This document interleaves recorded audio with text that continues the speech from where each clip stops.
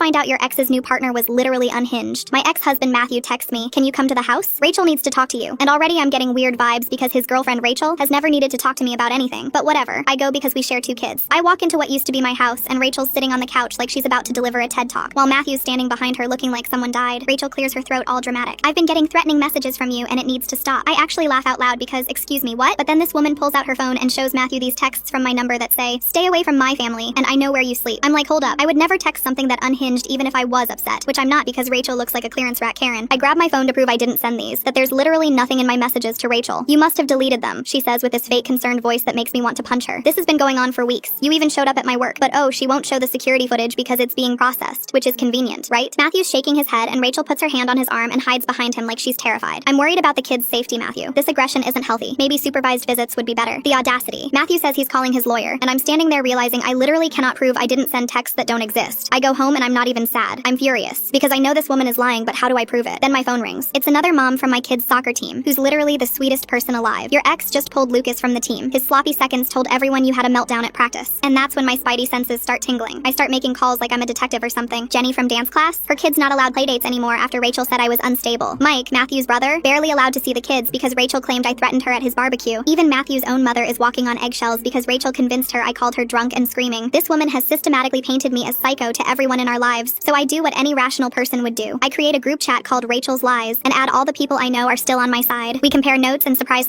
I was apparently everywhere at once threatening this woman. The delusion is thick with this one. One guy mentions he knows Rachel's ex-husband, and soon after is when things get interesting. So naturally we turn into the FBI and track down her ex on Facebook. I slide into his DMs and he responds immediately. "Get everything in writing. Document everything." Her ex calls me and spills the whole tea. Rachel did the exact same thing to him. False accusations, restraining orders, alienated him from his daughter completely. Apparently he tried to warn Matthew, but Rachel told him that her ex was her abusive stalker ex, which is like manipulator 101, right? Her ex sends me everything, and I mean everything. Court records and dismissed charges he filed against her. I check her Instagram and she's posting about protecting my babies, but they're my kids. Then I see she's already changed her bio to bonus mom of 2. The court date is in 10 days, and if she establishes a pattern of threats from me, I could lose custody. Matthew won't answer my calls, so I go full tech mode. I install doorbell cameras, dash cams, the works. 3 days later, my doorbell cam alerts me to motion at 2 a.m. It's Rachel, literally at my door, taking selfies looking scared, then pepper spraying herself and running back to her car. I'm talking about an Oscar-worthy performance for nobody, but she doesn't know about my camera. Next morning, Matthew's lawyer files an emergency protection order with photos of Rachel's injuries, saying I attacked her. We go to court and their lawyer's like, "This woman is dangerous, Your Honor," which is when I pull out my laptop like I'm about to give a business presentation. I play the doorbell footage and the judge's jaw literally drops. Then I show Rachel's deleted Instagram story from that same night saying, "Sometimes you have to do whatever it takes to protect your family." Time-stamped 1 hour before she showed up at my house. Matthew's face goes white. Rachel starts ugly crying, but nobody's buying it anymore. Rachel gets charged for filing false reports. Matthew gets supervised visits for 6 months for enabling her.